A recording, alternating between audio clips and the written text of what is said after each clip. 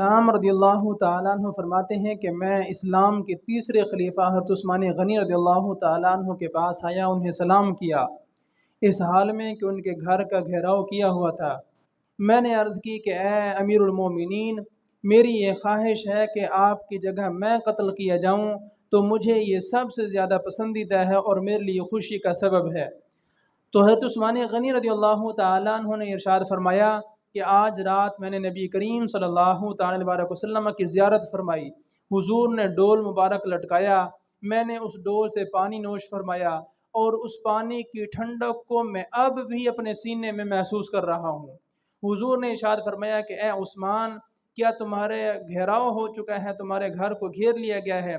मैंने अर्ज़ की जी हाँ या रसूलल्लाह सल्लल्लाहु अलैहि वसल्लम। तो हुजूर ने इरशाद फरमाया कि ए मेरे उस्मान, अगर चाहो तो आज हमारे साथ इफ्तारी करो और अगर चाहो तो मैं तुम्हारी मदद कर दूँ। तो हज़रत उस्मान गनी रज़ियल्लाहु ताला अन्हु ने इरशाद फरमाया कि मैंने इफ्तारी को जो है वो पसंद फरमाया और उसी दिन जो है वो हज़रत उस्मान गनी रज़ियल्लाहु ताला अन्हु की जो है वो शहादत हुई।